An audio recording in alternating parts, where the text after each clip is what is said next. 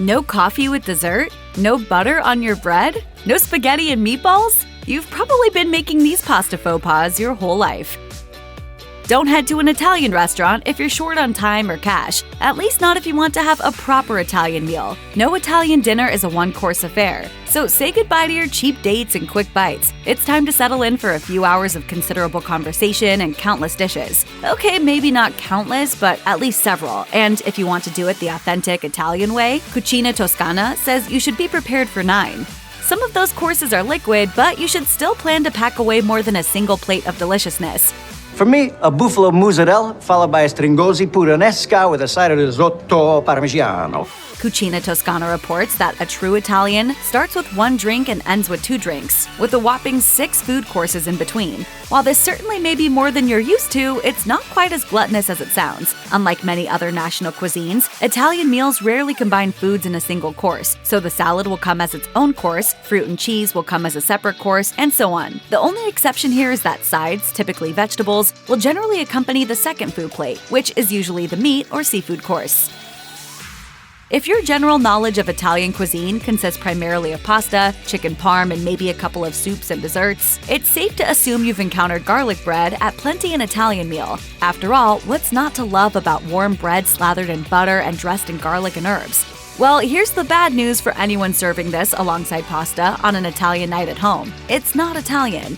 Garlic may be a hallmark of Italian cuisine, and there's certainly bread served at many Italian meals, but restaurants in Italy are beyond unlikely to serve garlic bread with any meal. This is because, for the most part, it doesn't exist there. Sure, bruschetta is a common antipasto in Italy, and the small pieces of bread may be topped with garlic, among other ingredients, but this is the closest you'll get to American garlic bread in Italy. As the Washington Post reports, garlic bread is an American invention made with Italian ingredients, not an Italian food you should expect to find anywhere in Italy.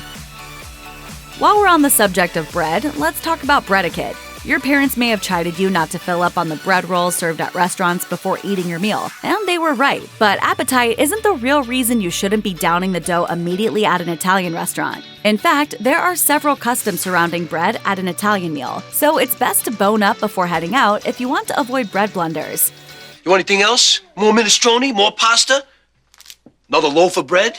According to Elizabeth Minchili, the #1 rule of bread in Italy is not to eat it before your meal arrives, but rather to eat it with other food. In Italy, bread is not an appetizer, but an accompaniment for the courses to come, even though it is often served shortly after you are seated. Eat it with soup, with your meat or fish, or even with your vegetables, but do not eat it alone. Oh, and never eat it with your pasta course, because doubling down on starches is another Italian no-no. The slight exception to this last tidbit is that you can use bread to sop up leftover sauce after you've finished your pasta.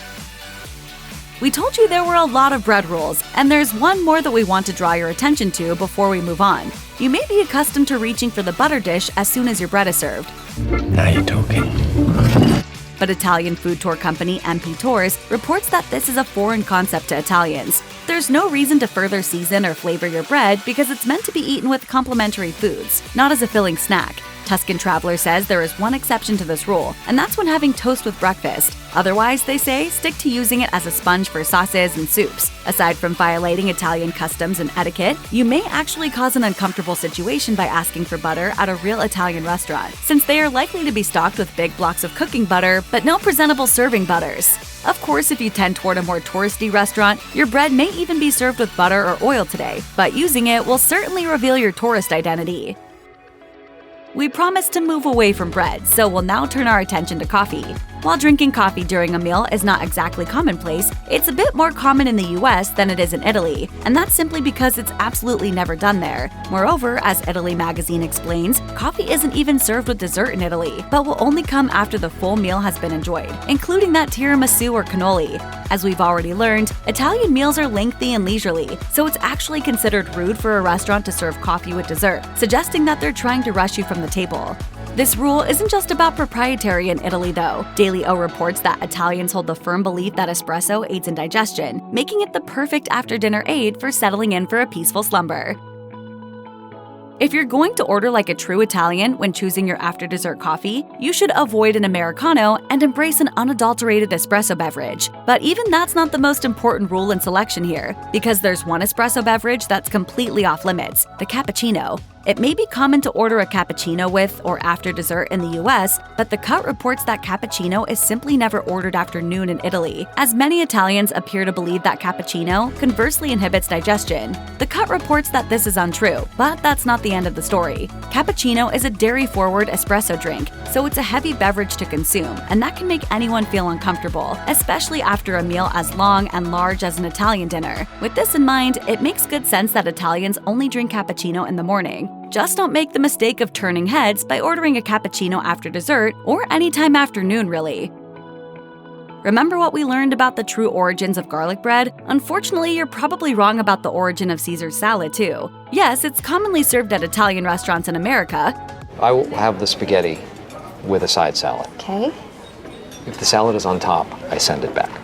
But Caesar salads are hard to come by in Italy, and even in authentic Italian restaurants in the US, because they're just not part of the Italian culinary tradition. As PBS reports, the Caesar salad is another untraditional dish that became popular in Italian-American restaurants because of its very Italian ingredients that were readily available to immigrants in the mid-20th century.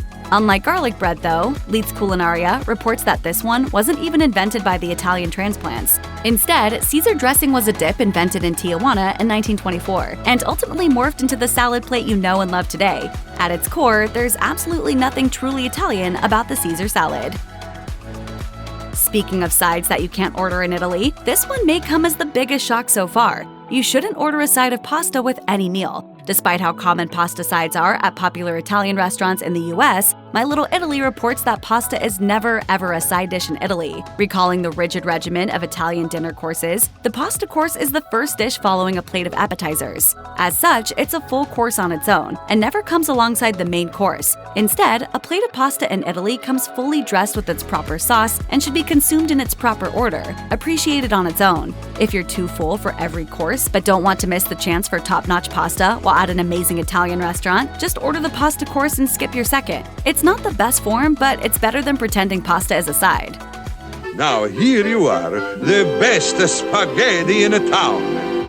And now, to shake your pasta traditions to their very core, spaghetti and meatballs is not a dish that exists in Italy. Among the biggest mistakes everyone makes when cooking spaghetti at home, we're guessing you didn't realize that adding meatballs to the dish was one of them. But if you've been paying attention to the growing list of Italian food etiquette and customs, you may have been able to piece this one together on your own. If not, here's what you missed. As Let It Wine confirms, you will absolutely find spaghetti in all corners of Italy, and meatballs are not hard to find either, but you'll never find them served together on a single plate. Adding meatballs to spaghetti is yet another purely American innovation. Since pasta is never a side dish, this means spaghetti does not exist to accompany meatballs in a single course, but is served individually as a first plate. Meatballs may certainly be served as a viable second plate after spaghetti, but they are not consumed together, and there's nothing traditionally inseparable about the two in Italy as in America. If your favorite moment at the Italian restaurant is when the server sprinkles Parmesan all over your plate until you yell "when," then you may not love this rule of real Italian dining. Do you mind if I keep this? Thank you. As The Independent reports, giddily grating Parmesan on every pasta is not okay. In particular, Parmesan definitely does not top any seafood pastas in Italy, and as a general rule, shouldn't be grated onto any food hot enough to melt it. If you absolutely can't go without your grated Parmesan fix while dining in true Italian style, the most important faux pas to avoid appears to be mixing cheese and seafood. As Meal in a Spiel explains, there are two primary reasons Italians are especially averse to this particular pairing. First, traditional Italian cuisine generally adheres to pairing only ingredients from the same region, and cheese and seafood were not typically found in the same topographies before modern transportation and trade. Therefore, traditional recipes would not include both due to availability. Second, Italian seafood lovers deeply adore the taste of the sea, and prefer that nothing as strong as a cheese be introduced to spoil its pure flavor. If you must grate Parmesan on hot pasta, at least avoid ones with seafood. We're not completely sure who needs to hear this, but we know you're out there somewhere, so here goes nothing. Do not ask your Italian server to dress your spaghetti or any other pasta in ketchup. According to Just One Cookbook, ketchup spaghetti is a nostalgic comfort food in parts of Japan, and spaghetti with ketchup is common in Sweden, but it's entirely unheard of in Italy. The same goes for just about any Italian restaurant in America. In fact, according to fine dining lovers, Italians say it's the least forgivable crime against Italian food. Still, Why Italians reports that this has nothing to do with hatred toward ketchup in Italy, citing ketchup as the second most used condiment in the country after mayonnaise. Italians love dipping French fries and other fast food treats in ketchup, but there's nothing on an Italian menu that would ever warrant the inclusion of this tomato-based condiment, so most Italian cuisine restaurants are unlikely to even stock it.